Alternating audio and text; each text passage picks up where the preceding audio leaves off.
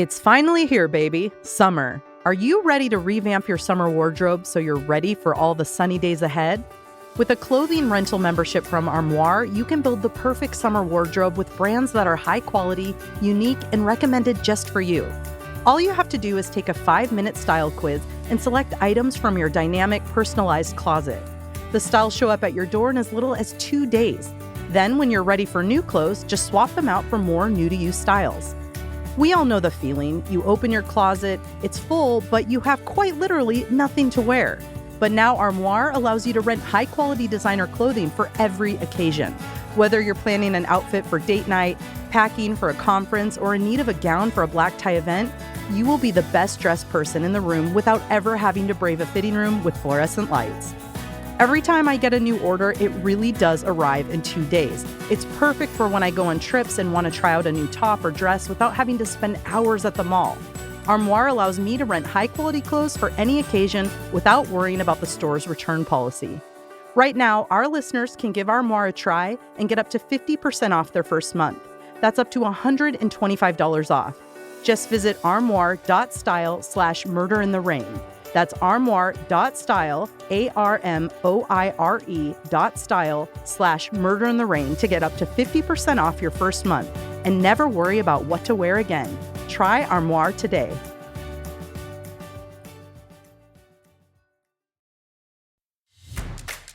As I've gotten older, it's become more and more important to me that I support my immune system and digestion.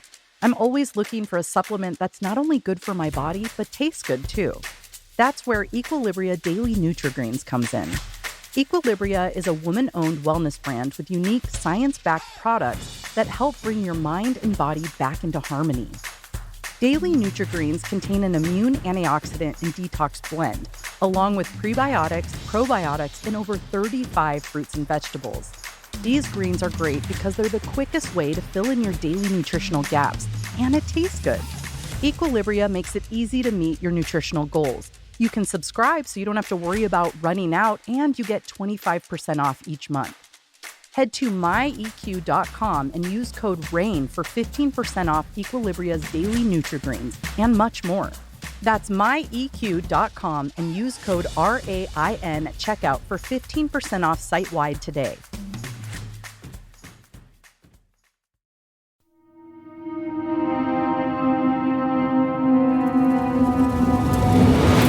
This is Murder in the Rain, where each week Emily Rowney, Alicia Holland, and Josh McCullough tell true crime stories of the Pacific Northwest. Murder in the Rain contains graphic content. Listener discretion is advised.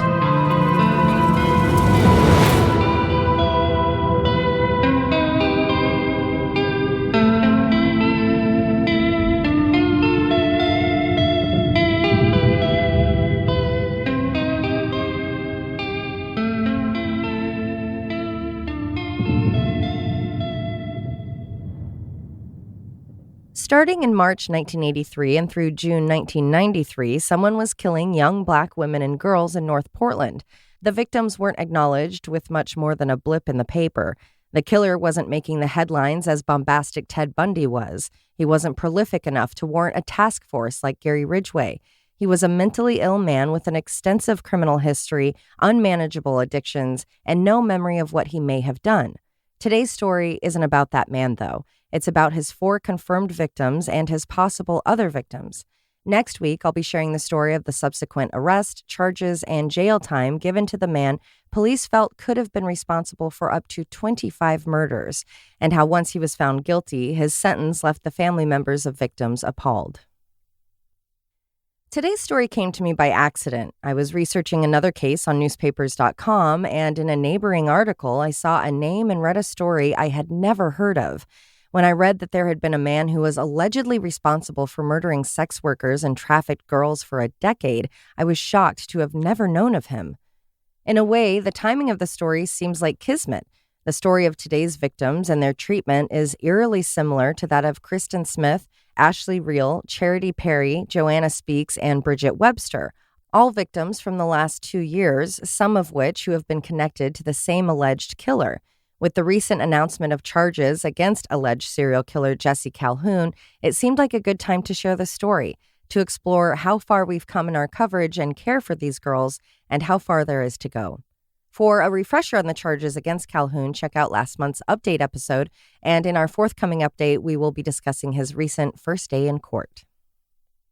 On March 24th, 1983, at the very bottom of the 21st page of the Oregonian, a small headline read, "Body found near North Portland Park." Overlook Park is right off the I-5 and North Interstate Highway. Its name is appropriate as the park does indeed overlook Portland. There are views of the expansive railroad yards, the 405 bridge, Big Pink, and the rest of the beautiful city. It was from 20 feet below Overlook Park and around 5 p.m. on March 23, 1983, that a call was made to the Portland police. That day, the clouds were covering the sky like a gray blanket, and the temp was a balmy 53. A man who had been enjoying a typical early spring day in Portland spotted something in the bushes.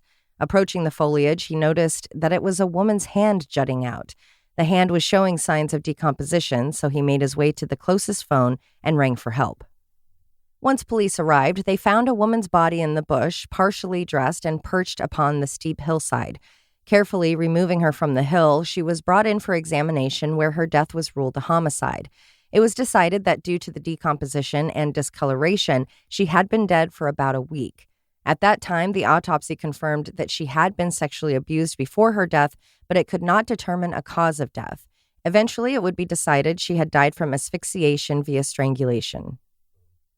2 days after the body had been found, a positive identification was made. The woman was 23-year-old Essie Carey Jackson. On March 30th, her family held a funeral service at the St. Andrew Catholic Church. There isn't much information publicly available about Essie. Her parents were older and both from the South. Her father had been drafted in World War II. Based only on what my non-professional ancestry research found, I would guess, based on her parents' ages and her brother being 17 years older, that she was, like my own mother, an uninvited guest to the party, aka possibly a surprise or unexpected pregnancy. In her 1976 yearbook photo from Jackson High School, which became Jackson Middle School in 1982, Essie exudes joy. Her hair is curly and styled into a spectacularly tall afro. Though the picture is in black and white, you can almost see the bright colors in the plaid of her wide-collared blouse covering part of a puka shell necklace.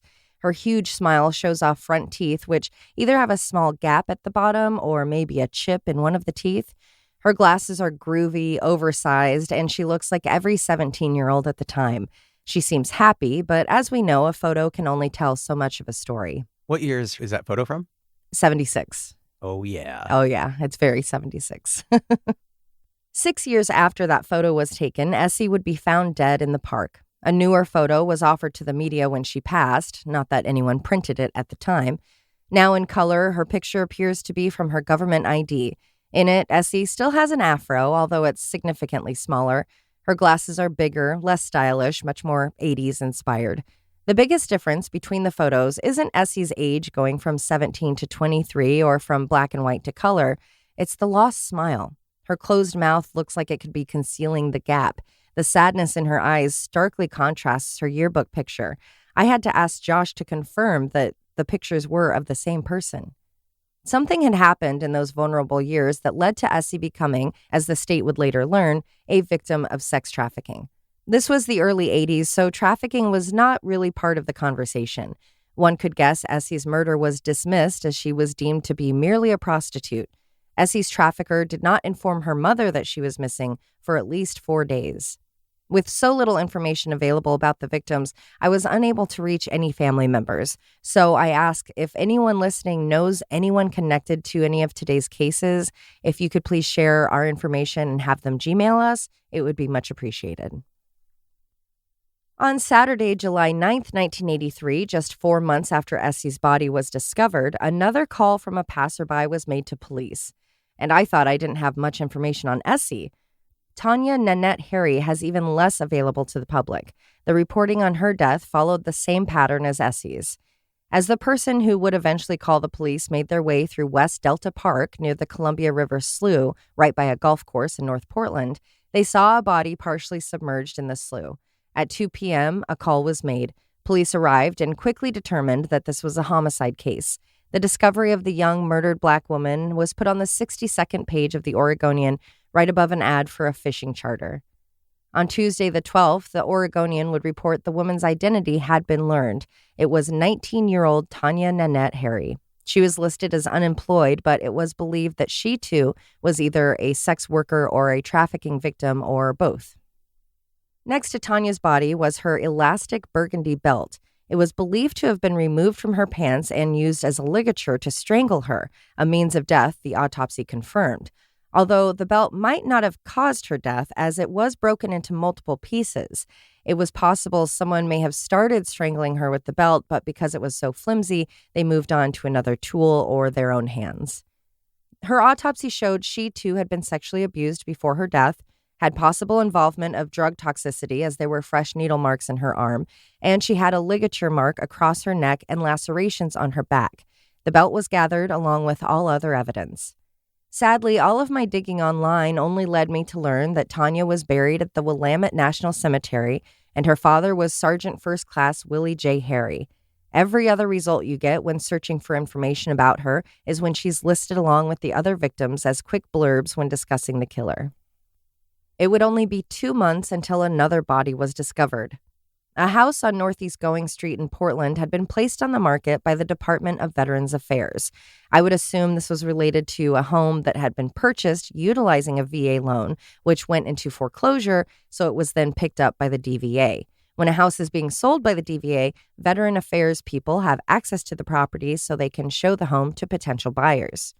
Something awful happened between the listing on September 2nd and a showing on the 22nd. The day a prospective buyer went through the home. When they, the interested party, and the DVA representative got to a bedroom on the second floor, they found the badly decomposed, partially undressed body of a young black woman with a window rope cord around her neck and superficial cuts to her wrist.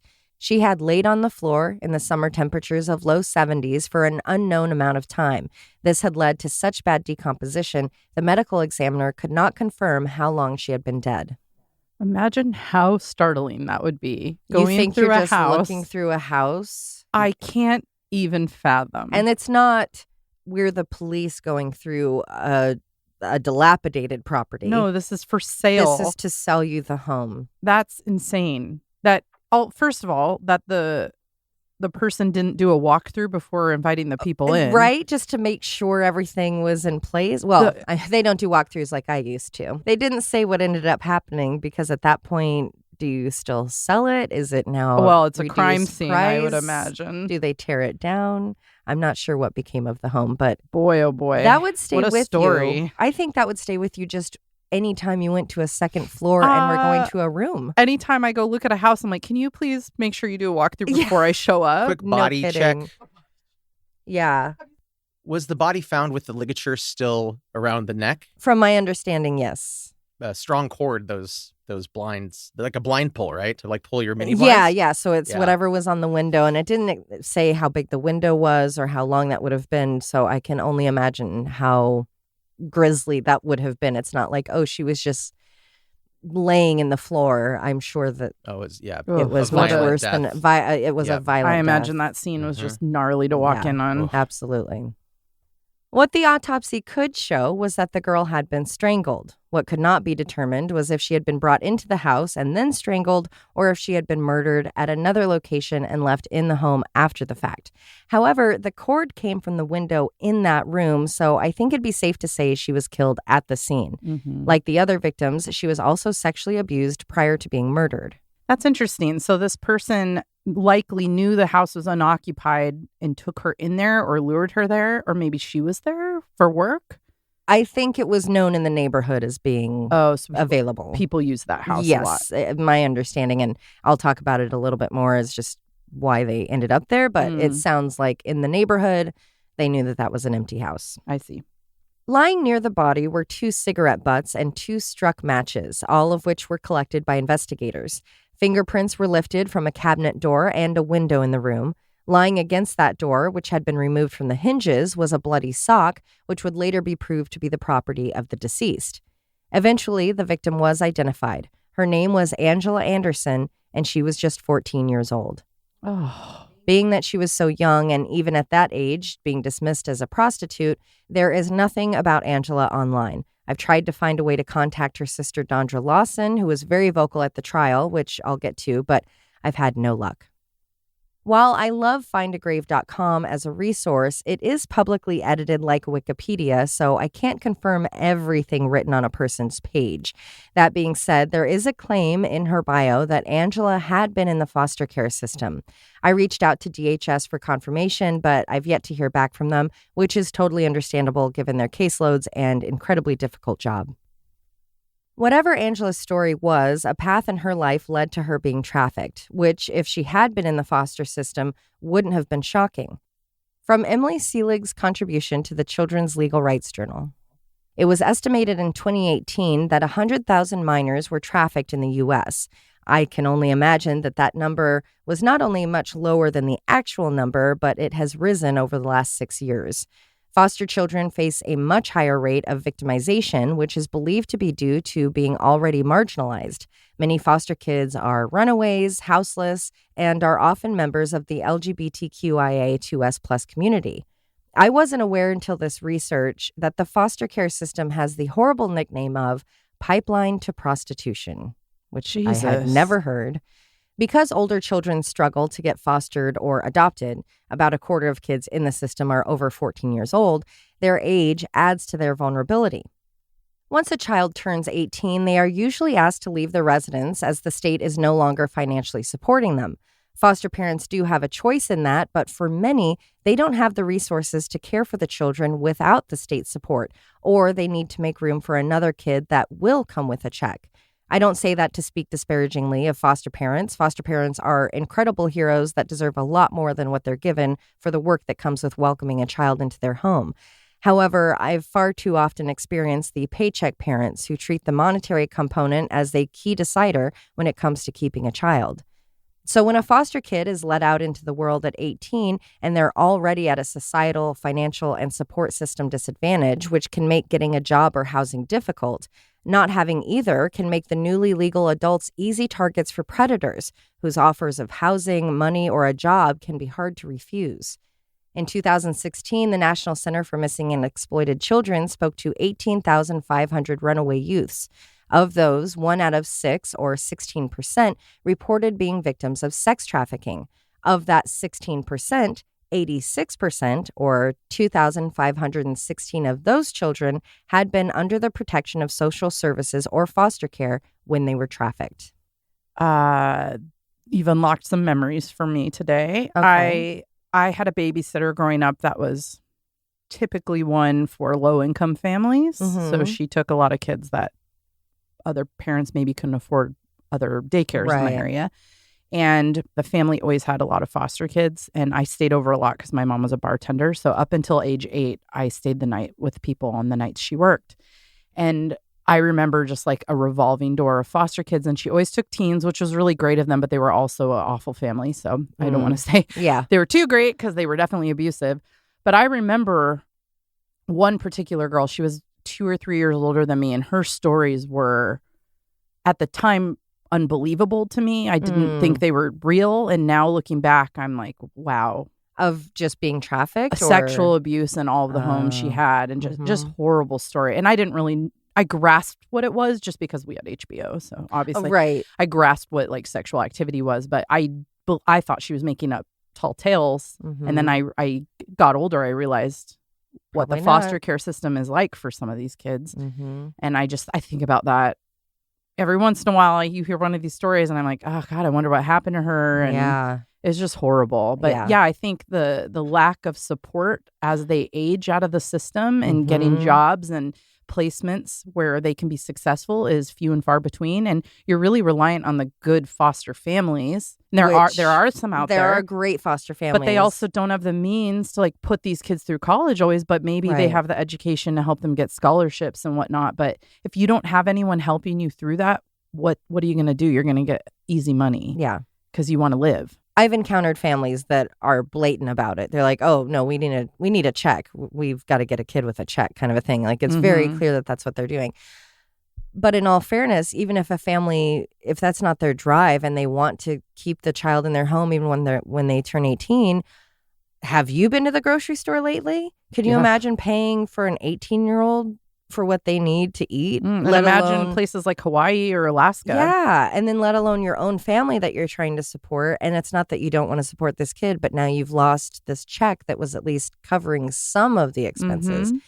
That takes a really kind soul and a really someone with the means to do that. Yeah, and a lot of people don't have those means. Yeah. So I'm saying I think it's pretty common knowledge that some people are drawn to having foster kids because of the money. Right. Even if they are great people, they're like, well, yeah, it's, they're supplementing an income in our household so I can stay home with my kids. Of course there should be money involved because you are caring for this child. Sure. They need clothes, they need food, they need housing, they need all Yeah, those I'm not things. saying it's a bad thing. Yeah, necessarily. no, not at all. But there's just got to be a better way to screen the people Mm. and to properly financially support the families.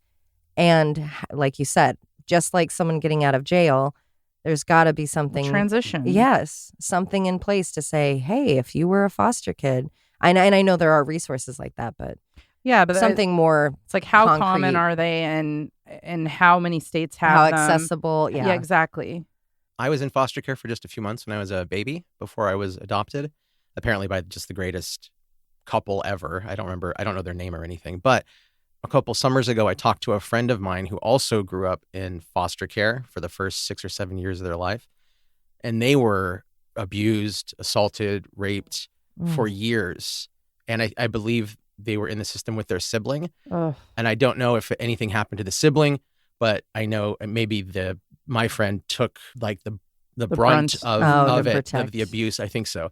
Because the sibling was kind of, their health was not great. Anyways. Mm. Yeah, I don't know. That system, it had an effect on my life. It had an effect on their life. And that friend had an effect on my life because that abuse came to me. Mm. hmm I just never really thought about it before. Yeah, it's a cycle. That wave, yeah, just it passed through me. It affected me as well. You were a recipient of that person's abuse, but that abuse was really from that family. Mhm. Yes. What's crazy to think if one thing was different, maybe that never would have happened. Yep. Mhm. It really is a cycle, and It- it's so unfortunate. Yeah, I think there was just no oversight for the people that they were housed with. Yeah. And that's what's so hard. I know there are parents that need their kids taken away. I get that. Right. But sometimes these situations with a little bit of support, maybe they wouldn't need to be taken away. And I know that's right. if somebody came and said, I'm taking your child and putting them in foster care, the risk of their safety, oh God, it increases so much by being in that situation. I don't think that's controversial to say because I've seen that where I'm going to call DHS. I'm a mandatory reporter and that's getting reported, but that kid doesn't need to be taken out of that Especially if it's home. because like they were left home alone at, say, age 8 versus 13 or something. Right. How can we get them childcare support? Right. How can, It's just so horrible because of just in this room, the people we know who have been sexually abused or physically Right. abused or mentally abused. My babysitter was horrific. right. I don't want to get into it, but I mean, I cannot eat certain foods because of her. I have flashbacks to seeing things like it really affected everyone, even though I wasn't a recipient of Right. her abuse in the same way Yeah, other but kids were. secondary abuse and secondary trauma is absolutely a thing. Yeah. Absolutely. Witnessing that or not being able to change it. And It's just got such the foster care probably. system has such Yeah. a stigma, and so much of it is accurate, and it Mhm. really needs to be addressed. well, and what kills me too is how the money is used because I don't know if you guys know this, when they can't place a kid. So I had a student we made a call and they were taken from the home because it was called for, but they didn't have a placement. And literally the child goes and stays in a hotel with the DHS person. Oh my God. Every type of job has heroes and villains. And there are a lot of heroes in DHS and a lot of heroes in child support. But if you know that that's what that system is set up for and you have an inclination Yeah. to know that you could be in a hotel room with a child that has no one to talk to, like that made me sick. I didn't judge the person that was covering them. I was thankful that this child was taken out of their home. But to think of how many kids They're the most vulnerable. yeah. So I can't even imagine. And they're not paid well. So No. why else would you want to get in, like, why would you want to get into that I- unless you were a good person or a bad person? kudos to all of the good workers and the good families and the ones that are really trying to make a difference and change. And change it, because it needs a lot of change.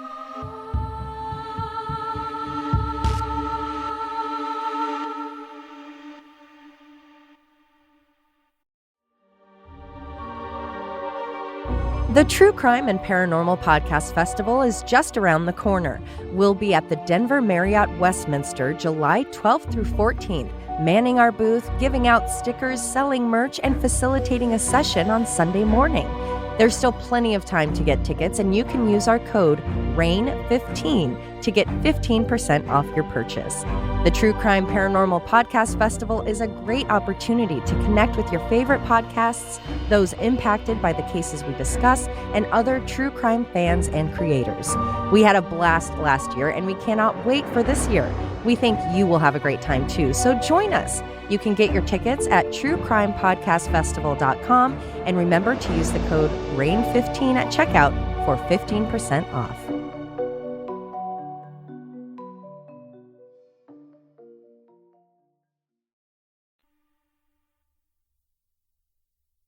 Another study found 60% of underage people arrested for prostitution in Los Angeles had come from foster care. In Connecticut, a survey of their own found 86 out of 88 trafficked children had at some point been involved with the child welfare system. The only photo of Angela Anderson publicly available is a simple one. The little bit of background you can see appears to be a very late 70s, early 80s home, tan walls, brown furniture. In her cream t-shirt, Angela's smile is big, even if it looks slightly restrained. The lighting makes it hard to tell if she has a small afro or longer hair over her shoulder. She's beautiful, full of potential, and clearly just a child. A mile and a half away from the house on Northeast Going Street where Angela's body was found, and 3.5 years later, another body was discovered lying in some grass in an empty lot beneath a pedestrian overpass near the intersection of Northeast Going Court and North Concord Avenue. It was March 1987 when that body was discovered. There was such little coverage of the mystery woman's death, I can't even confirm the exact date. Wiki says it was the 18th. Her service was held around the 25th, so I would say it was in that window of time. She was affiliated with sex work, most likely due to trafficking. She was strangled, dumped, discovered, and it was called in. Upon arrival, officers found a woman's body who had been strangled with a scarf, which was then wrapped around her head. Her upper body was wrapped in plastic wrap or a plastic sheet, which made it appear she may have been dragged to that location. An autopsy repeated the same pattern as with the other victims. I don't know if they could determine the time of her death or how long she had been in the elements. She had been sexually assaulted and strangled. As for evidence, the tissue from under her fingernails was collected. It was learned the victim was another young Black woman, 29-year-old LaTonya Watts. Literally, the only information I could find surrounding her life was that her funeral was held at Van & Van, which was not only the first African-American funeral home in Oregon, but it was home to Mrs. Roberta Van, the first licensed female mortician in Oregon. Wow, cool. Those are some fun facts, but they don't help us to get to know LaTonya. Even though the deaths of the Black female sex workers around North Portland were now years apart, there was clearly a pattern. But did the authorities recognize it? There was another pattern of murders taking place at this time. Gary Ridgway, the Green River Killer, was active in the Pacific Northwest, and in the early 80s, there were 24 deaths officials were looking at possibly being connected to the Green River Killer and to each other. What was known about the Green River Killer in 1984 was that he targeted young women and girls from 14 to 31 years old. He wasn't focused on a particular race, just that his victims were involved in the sex trade. So when Essie, LaTonya, and Angela wound up murdered in similar fashions, their cases were handed off to the Green River Task Force.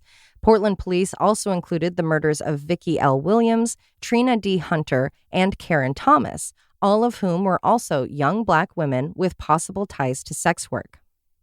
Vicki L. Williams was a 19-year-old mother to her baby Richard when her body was discovered on April 23, 1984. It was 6:30 p.m. when two friends were walking in the parking lot behind an apartment complex in the Sullivan's Gulch neighborhood. This is a neighborhood surrounding what used to be the bustling mall Lloyd Center. Though it is not considered technically North Portland, the Lloyd Center area does butt up to North Portland, so it would only be about 3 miles to get from the mall to the Going Street murder locations. Much like the other cases, Vicki's body was beneath some branches and lying partially down an embankment created by the construction of the future light rail train system. She was also rumored to be involved in sex work. Unlike the other cases, Vicki's cause of death was abdominal stab wounds, not drowning or strangulation. A funeral was held for the teenaged mother on May 9th at the Open Door House of Prayer. Vicki had been living in Portland since 1967 after her family moved from Kansas City, Missouri when she was 3 years old.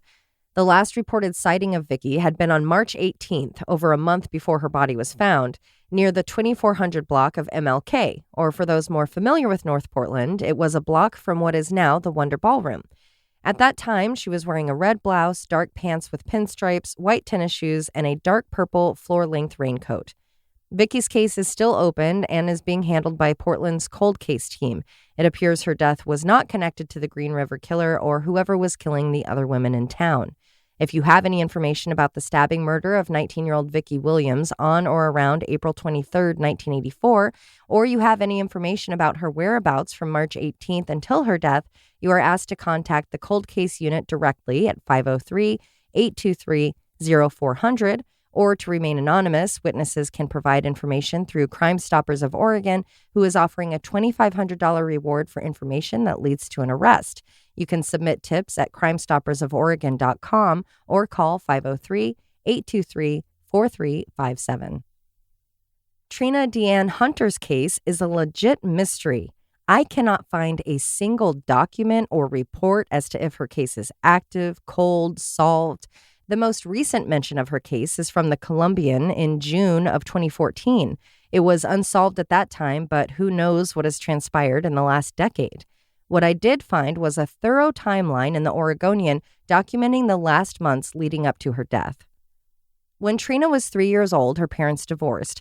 By a fluke, or more likely redlining, her father would end up living on Northeast Going Street, literally a half mile from the home of Angela's murder. On May 31st, Trina was arrested near the Willamette River on Grand Avenue. She was charged with prostitution. She was 16 years old. Because of her juvenile status, she was provided a counselor through Multnomah County Juvenile Court. 6 weeks later, she confessed to the judge in court that she was actively participating in sex work, but it had been against her will. She claimed that she was being trafficked, possibly by a family member, and forced into sex work. Her sentence was probation and a referral to a program for girls who have had legal issues. No mention as to if there was an investigation surrounding the allegation against her trafficker. Because of the arrest, Trina started to spend time with a Portland Police Bureau employee who would become a stand-in big sister, which is how I'll be referring to her as the big sister. On October 22nd, Trina was taken to the hospital by her mother. She was treated for a black eye and internal bleeding, the results of a beating inflicted by her trafficker when she refused to participate in sex work. For a few months prior to this, Trina had not been on the streets because the now 17-year-old had given birth in early September. For that reason, and that she did not want to be part of it in the first place, she had told her trafficker no. By late October, Trina went missing. Attempts to contact or find her went on for days. Then, 2 weeks later, Trina was able to contact one of her resource programs and they sent a counselor to pick her up. Once safe and off the streets, she informed the counselor that she had been missing because she had been kidnapped and forced to perform sex work. Because of this, Trina was terrified that she would be found and kidnapped again. Thankfully, she had people in her life that were believing her, and they were willing to escort her everywhere she went for weeks to make sure she was staying safe. On December 6th, Trina was taking classes at Portland Community College, I would presume to get her GED, when a volatile man appeared on campus. He approached Trina and began to yell and swear at her. Other students watched on as the man grabbed Trina's arm and took her from the campus. Aware of her situation, some of the students informed the two closest Team Trina members. As for PCC's security during this incident, they made a note of it but did not find the disturbance to be that particularly important, so they did not make an official report. The next day, Trina's mother filed a missing persons report. She claimed she was being given the royal runaround. The police countered, saying that Trina's mother had not come into the station or filed a report. The next day, Alice, Trina's mother, and her PPB big sister went to the same precinct. They even reported that they went to the DA's office to file the missing persons report. That same officer said no filing was made. He would later admit a filing did happen 10 days after Alice claimed she reported Trina missing. The official report did not happen on the 13th, as that officer claimed.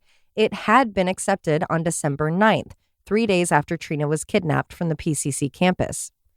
In the report, names of the kidnappers and traffickers were listed. Alice was doing everything she could to make it very clear her barely 17-year-old child, who was also a new mother, was in grave danger. When detectives started questioning people in Trina's life, her big sister shared that she had been informed by other teenagers that Trina had been spotted working in a Beaverton nightclub. It was also learned Trina was being held captive in a home on Northeast Mallory Avenue. In response to this information, which was provided to the police from a Portland Police Bureau employee, the detectives assigned to the case wrote, quote, "As far as we can determine, so far in this investigation, nothing concrete has been established to place Hunter, Trina, as a captive." The next day, police began their investigation and questioned a witness who claimed to have seen Trina in the house on Mallory, but this had been back in November. That same person was a witness not just to a beating of Trina, but to demands that she prostitute herself. When Trina had made her initial escape, her trafficker reportedly said that he would beat her when he caught up to her. That same day, a detective on the case determined there was a lack of sufficient evidence or enough information to warrant a warrant. At 11:04 p.m., the court counselor received a call from Trina. Calling collect, Trina said that she needed to be picked up because she had escaped the Mallory house, but she needed help. She was cold and in fear for her life. She planned to wait outside the home of her big sister, who was not home at the time. When the police were in the area earlier that night, Trina had spotted a patrol vehicle, but she was too fearful to try to flag it down.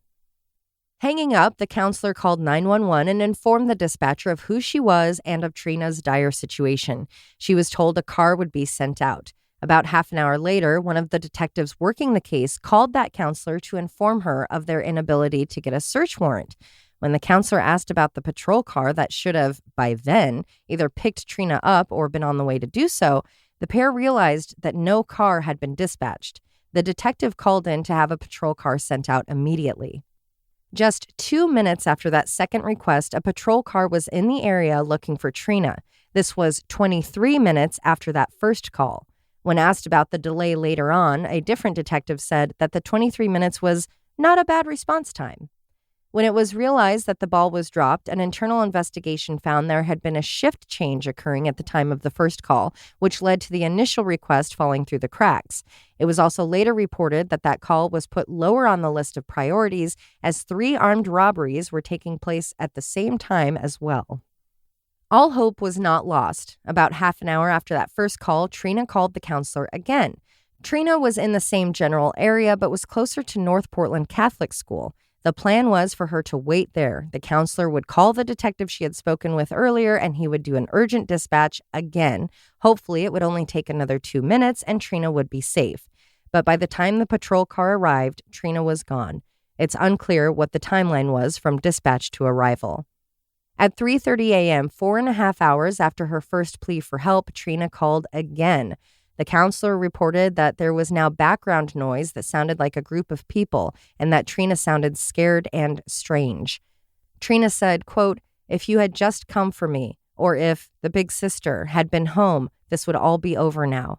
Trina's conversation started to go in circles, with Trina asking about her grandmother, her mother, her own children, over and over again. Trina paused, said she would call the counselor the following day, paused again, then the receiver clicked. Feeling helpless, the counselor didn't even bother to report the last call. The next day, Alice, Trina's mother, called the counselor's home and spoke to her husband. Alice claimed to have received a call from a woman who reported Trina was at their home and needed to be picked up. The mom called the big sister, who set out to retrieve Trina. Arriving at the home on Northeast 13th Avenue, the big sister asked for her. She was then led to a basement where Trina was surrounded by young women and men. One of the men was trying to talk her into going home and or to bed with him. Trina couldn't speak. She was terrified. The man who had been Trina's biggest tormentor and likely trafficker then threatened the big sister. Getting up, he grabbed Trina, put her in a headlock, and forced her out of the house. 911 was called either by the big sister or possibly another woman in the home who knew that Trina was being looked for. 25 minutes later, police arrived. The report from the incident claimed the woman from the house who made the call was reporting Trina, but as a runaway. Dispatchers said the woman claimed Trina was not scared and she wasn't in an abusive situation. That same woman also reported that Trina had, on at least one occasion, gone looking for her trafficker when he left the house. Another woman in the home told police once they arrived that Trina had never mentioned wanting to go home. When Trina was taken, the big sister followed. The three walked through North Portland for several blocks, but at North Interstate Avenue, the sister lost them.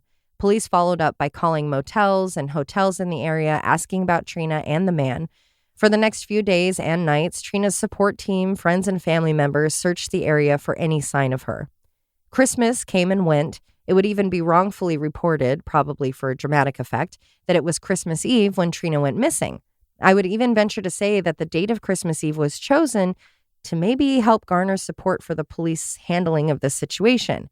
It's Christmas Eve, you've got a teenage runaway who doesn't have heightened emotions during the holidays. It seems easier to dismiss it as the hysterics of a teenager. On December 29th, some children playing near a swamp in Battleground, Washington, made a dreadful discovery. It was the body of 17-year-old Trina Hunter. One report claims that she was discovered along the road at the 4300 block of Northeast 239th. Other reports state that she was partially submerged and face down in a pond on a farm in Battleground. An autopsy would show that Trina's cause of death was homicidal drowning. The next day, Alice, Trina's mother, identified her daughter's body and informed the big sister of the tragedy. The newspaper printed, quote, "Detectives determined that Hunter was actively engaged in prostitution in Portland. A 17-year-old child who was the victim of homicidal violence after being forced into sex work. A PPB employee reported witnessing violence against her, and they dismissed her as nothing more than a prostitute." A cousin of Trina's confirmed that she had been a trafficking victim, saying that she was never drawn to the streets but forced into them. Similar to the big sister's story, Trina's cousin said they kept her locked up in the attic, one of those where you had to put a ladder up to get out of. They beat her, and they only let her go down to work. She tried to go to the police, but nobody ever believed her. I'm guessing Trina was either forced to occupy either the basement or attic, or she had been in the attic at the Mallory house and then put in the basement at that new location. Because of Oregon's soil and frost line, which can determine the depth of a home's foundation, basements in Portland are very uncommon. Sadly, what I could find out about Trina as a person was limited to learning her parents divorced when she was 3. Trina did write a list of things I want to do, which she gave to her big sister. It read, number 1, take long walks, jogging. 2, get more acquainted with my family, children, mother. 3, meet new people that can help me out, get me started in a new and better life. Number 4, get out and see new and exciting things, people, buildings, art, paintings. 5, read. 6, find a job that I really like and enjoy.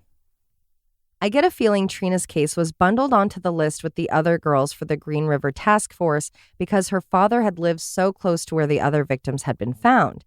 By dismissing Trina as a prostitute, her case could easily be attached to the Green River Killer. And with so many unsolved murders happening, it was easier to have her get lost in the mix than to bring charges to the trafficker, which would only highlight Portland police's mistakes in protecting her. I say that because I cannot find her case anywhere. Not on Google, newspapers, Oregonian Archive, not on any Oregon or Washington cold case list. Nothing about an arrest. I can't even distinguish what county I should send a records request to. I did email the Clark County Cold Case Unit about it, and my email, which was sent to the address that they use for asking for tips, was blocked. I will keep digging on this one because it just feels yucky. The last murder that was included on that list for the GRTF was that of Karen Andrea Thomas. In early December 1981, Karen Thomas was living in an apartment in the 4900 block of Northeast 7th. Because the rent was too damn high, she and her 3-year-old son moved back home with her mother and stepfather in mid-December.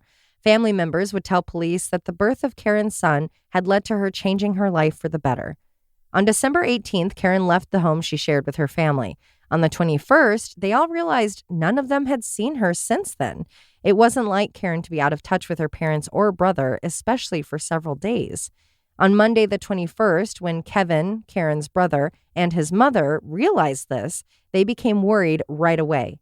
Thinking of where she could have gone, Kevin decided to check on her old apartment, which seems like a great place to start. She probably had a couple more days on her lease. She went back to the apartment to continue packing or maybe grabbing forgotten items.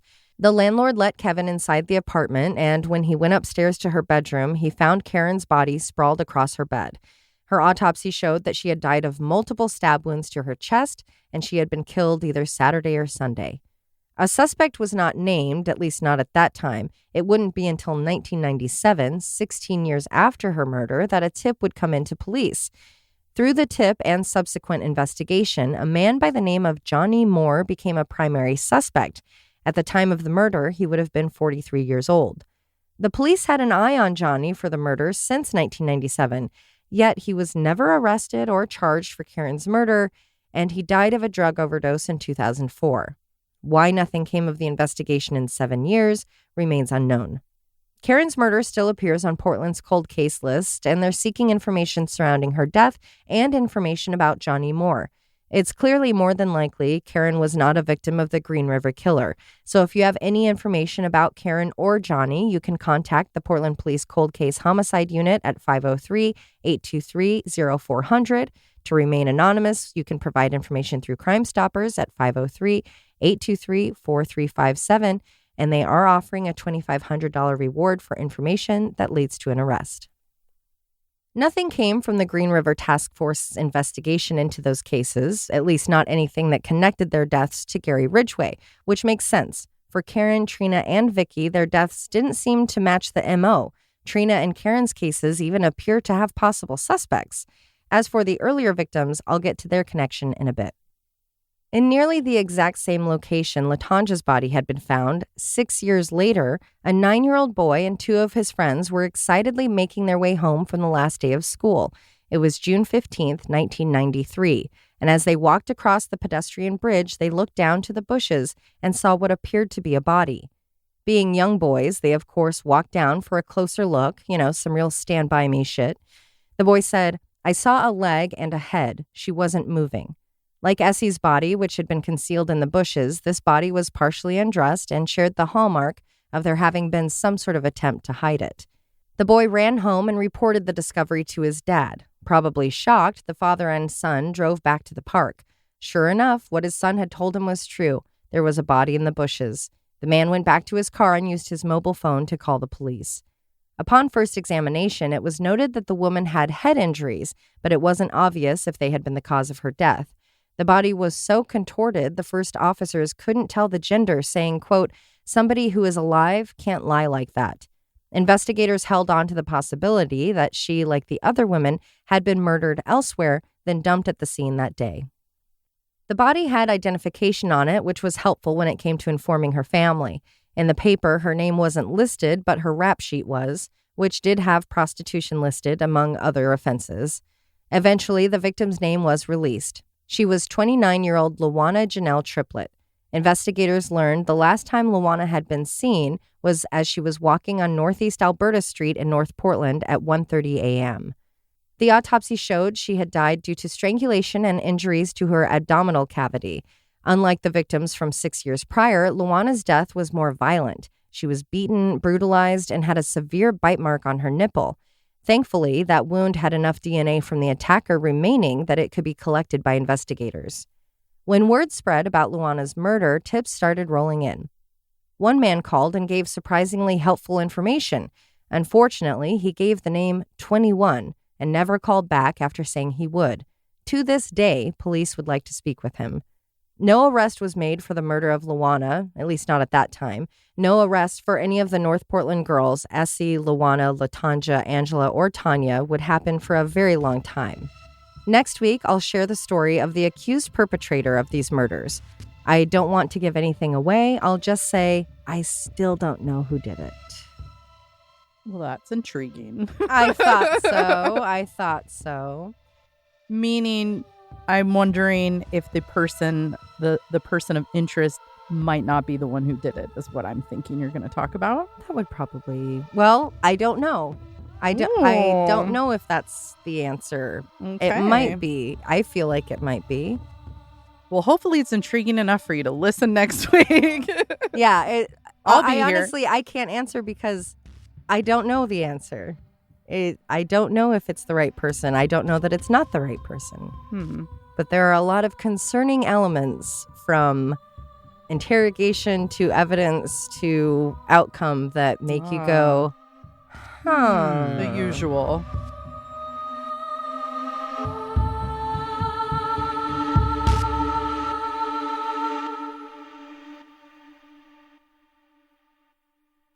You hear that lady at the Oregonian who I kept emailing and won't get back to me? I love that we've coined that the term Gmail Gmail has become it's just what we say. Well, yeah. Well, you and I, at least. I don't know. I don't think I've ever heard I Emily say would never Gmail say that. us. I would say email me. But it's fun. And then you know where the address is. Back in the day when I had a real or a regular job, I would sometimes be, I'd have to crawl under houses for my work, and I would sometimes pop a little nap in there. A few minutes. That's great. It was real nice. You're like, it's nice and toasty in this crawl space. It's like a it's like a basement, a crawl space, all that dirt. Oh, you just put your head down, take a nap. That is one of the weirder things you've ever told us. It's very soothing. It's fun to know because I bet a lot of tech always. It was a way for me to just sort of disconnect from reality and go to another world for 5 minutes where please God, where I didn't wish I was dead under that crawl space. Jesus Christ. Find this stinky corpse. Please let the earthquake come now and let this building crush my soul. Oh my God. We had a basement and it was scary. You've been in it, Leash? I did. That was a great party. Oh, so good. I want to go to a party. Okay, let's I have want a a party. barbecue real bad. You're going to a party barbecue Later. in like an hour. You know, not that kind. Well, plan one. Let's have one. Yeah. What were you watching? Jade, starring a David classic Caruso. sexual thriller. I have never heard of it. Right along with Fatal Attraction Basic and Instinct. Disclosure. Interesting. It Oh, sounds like a it's video so game. Sliver. Yeah. It's way more along the lines of Sliver than... Are you- And go ahead. of Northeast scoring. Those are some fun fact. We'll best, fix it in post. We'll fix it in one post. of the best types of bloopers. I love that. Fanta, Orange Julius. Oh. I found a TikTok where these girls showed you how to make a orange Julius at home. Oh, I did that back in the day. And then I learned about curdling milk. So I was like, I'm not doing this right. But they are fun to make at home. Little treats. Okay. Those are... Hello? Hello? Hello? Puberty hit. Oh, finally. geez. My pubes are coming in. Jeepers, guys. Oh, shit. Wow, that was close. Sorry, I pushed a button and almost fucked everything up. Oh, my cool. God. Don't We would've push had to anything over start there. over. It's all good. It was six... Oh. Sullivan's Gulch? Mm-hmm. I think you said Sullivan. What was the difference that you just Yeah. said? Sullivan's and Sullivan. Oh, Okay. Plurals. Walking in the not park. plural ownership. So sorry. Yeah, ownership, you motherfucker. Well, you just said Gotcha. it wrong. Gotcha. I beat you Gotcha, to it. stupid. You idiot boy. You're wrong. I'm right. Ownership. Murder in the Rain is a Cascade Media production, written, hosted, and edited by Josh McCullough, Emily Rowney, and Alicia Holland. Feel free to email us at murderintherain@gmail.com or through our website, murderintherain.com. For as little as $1 a month, you can subscribe on Patreon to get exclusive access to ad-free and older episodes.